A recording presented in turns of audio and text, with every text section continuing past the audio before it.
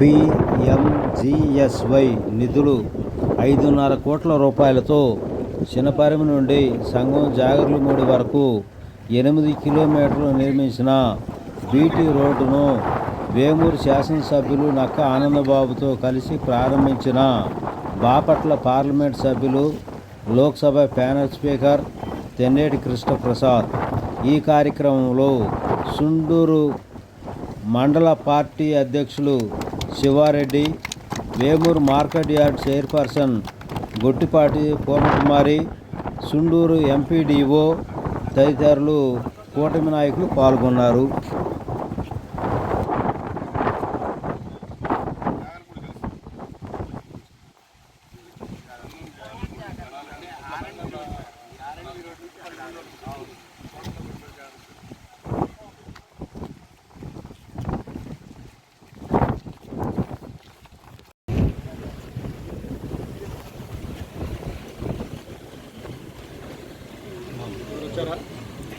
వెనక జరగరా వెనక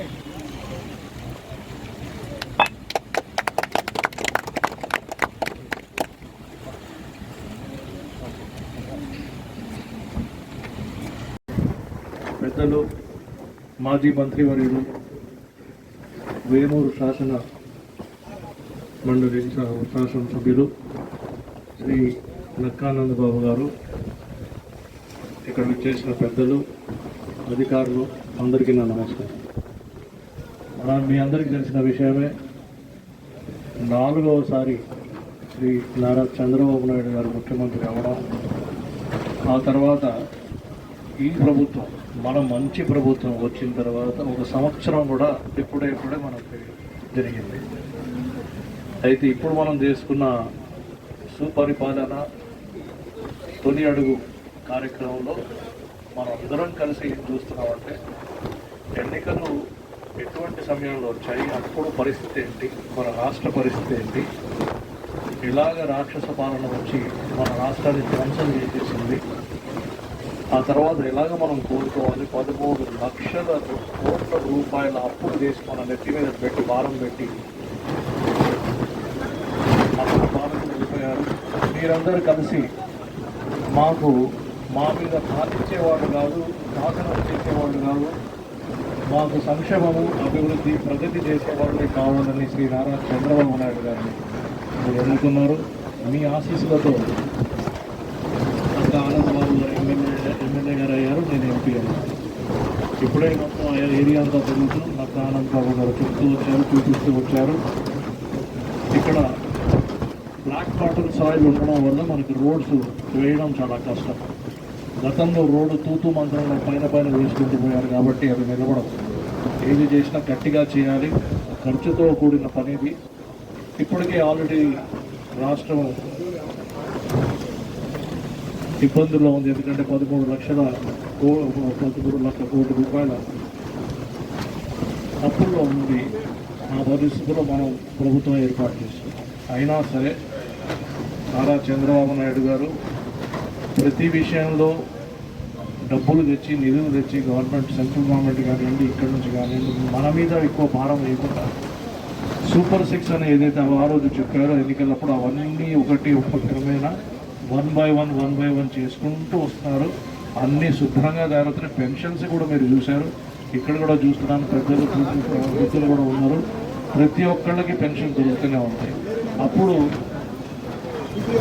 ఒక 2000 నుంచి 3000 పెన్షన్ పెంచడానికి అరవకర ఆలోచన ఇయ్యాలా వద్దా అని 4 పరాలు పెంచుకుంటూ 250 రూపాయలు పెంచుకుంటూ చేశారు.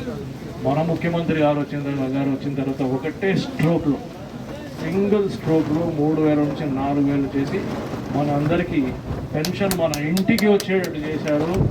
అది కూడా ప్రతి నెల 1వ తారీఖునే మనకి పెన్షన్ వస్తుంది. అయితే ఒకవేళ ఆ 1వ తారీఖు కూడా ఆదివారం ఉంటే మీరు చూస్తూనే ఉన్నారు, అంతకంటే ముందు రోజు అంటే ఒక నెలలో 2 సార్లు పెన్షన్ వచ్చే పరిస్థితి కూడా మీరు చూశారు. 1వ తారీఖు మళ్ళీ 30వ తారీఖు. అది కూడా నేను కొత్తలో ఇక్కడ ఎన్నికల ప్రచారంకి వచ్చినప్పుడు సచివాలయం దగ్గర పోయేవాడిని, పెన్షన్ ఎలా ఇస్తున్నారని చూడడానికి. పాపం వృద్ధులు పొద్దున్న నుంచి సాయంకాలం వరకు సచివాలయం దగ్గర వెయిట్ చేస్తూ ఉండేవాళ్ళు. పెన్షన్ ఇచ్చే అధికారులు వచ్చేవాళ్ళు కాదు. అలా వారం రోజులు జరిగాయి. ఇప్పుడు చూస్తున్నాం మొత్తం పరిస్థితి మారిపోయింది. ఆ తర్వాత మళ్ళీ మహిళలకు చూస్తామంటే తల్లికి వందనం చూస్తున్నాం. తల్లికి వందనం అప్పుడు కుటుంబానికి ఒకటే ఇచ్చేవాళ్ళు. ఇప్పుడు 1 కాదు, 2 కాదు, 3 కాదు, ఎంతమంది పిల్లలు ఉంటే స్కూల్కి పోయే పిల్లలు ఉంటే అంతమంది 15,000 మంది ఇస్తున్నారు. అప్పుడు 42 లక్షల మందికి కుదించేశారు. ఇప్పుడు 67 లక్షల మందికి తల్లికి వందనం అని ఇస్తున్నారు. ఇలాగ చెప్పుకుంటూ పోతూ ఉంటే చాలా సమయం అవుతూ ఉంటుంది. ఆ సమయం కావాలి మనకి. బ్రహ్మాండమైన ప్రభుత్వం, మీ ప్రభుత్వం, మన మంచి ప్రభుత్వం వచ్చింది. మనం అందరం హ్యాపీగా ఉండాలి. మనం అందరం కోరుకునేది ఏంటంటే ప్రతి కుటుంబంలో, ప్రతి ముఖంలో, అందరి ముఖంలో ఆనందం చూడాలని శ్రీ నారా చంద్రబాబు నాయుడు గారి కోరిక. దానికి మనం అందరం కలిసి పనిచేస్తున్నాము. మరి మీరు ఈ చక్కటి అవకాశం నాకు ఇచ్చి ఇక్కడ పిలిచి ఎమ్మెల్యే గారు ఇది కూడా చూపించారు కాబట్టి నాకు చాలా సంతోషంగా ఉంది. ఇటువంటి కార్యక్రమాలు మళ్ళీ చేస్తాము. మళ్ళీ రోడ్లు వేయిస్తాము. నేషనల్ హైవే ఒకటి కొత్త తీసుకొచ్చాము మనము గవర్నమెంట్ ఆఫ్ ఇండియా నుంచి. 1,500 కోట్ల రూపాయలతోని సరికొత్త నేషనల్ హైవే ఒకటి శాంక్షన్ చేయించుకుని వచ్చాము. నేషనల్ హైవే గుంటూరు నుంచి నిజాంపట్నం వరకు కొత్తది. మళ్ళీ ఆర్ఓబీలు మనం చూశాను. ఆర్ఓబీలు 5 ఆర్ఓబీలు 317 ఇదే మండలం ఒకటి చూశాను. 3 చేయించాం. ఒక్కొక్క ఆర్ఓబీ 55 కోట్ల రూపాయలు, అనగా 317 కోట్ల రూపాయలు గవర్నమెంట్ ఆఫ్ ఇండియా నిధులు తెప్పించాం. టూరిజం కోసం 97.52 కోట్ల రూపాయలు తీసుకున్నాం. నేను మీ అందరిని అడుగుతున్నాను, ఆఖరి ఇంతకుముందు మీ ఎంపీని ఎవరన్నా చూసారా? లేదు.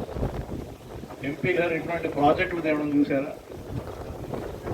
ఇప్పుడు ఎందుకు చూస్తున్నారంటే మంచి ప్రభుత్వం వచ్చింది. నారా చంద్రబాబు నాయుడు గారి గైడెన్స్లో మేమందరం పనిచేస్తున్నాము. ఇటువంటి ఇంకా తెస్తూ ఉంటాం. ఇంకా 4 సంవత్సరాలు ఉంది. ఇది 1 సంవత్సరంలో నేను చేసి చూపించాను. ఇంకా చాలా సమయం ఉంది, చేసి చూపిస్తాము. మరి అందరం కలిసి పనిచేయాలి. ఏదన్నా మీరు మాకు ఫీడ్బ్యాక్ ఇస్తూ ఉంటే ఇంకా ఇంప్రూవ్ చేస్తూ ఉంటాం. మరి చక్కటి అవకాశం నాకు ఇచ్చినందుకు అందరికీ కృతజ్ఞతలు తెలుపుకుంటూ సెలవు.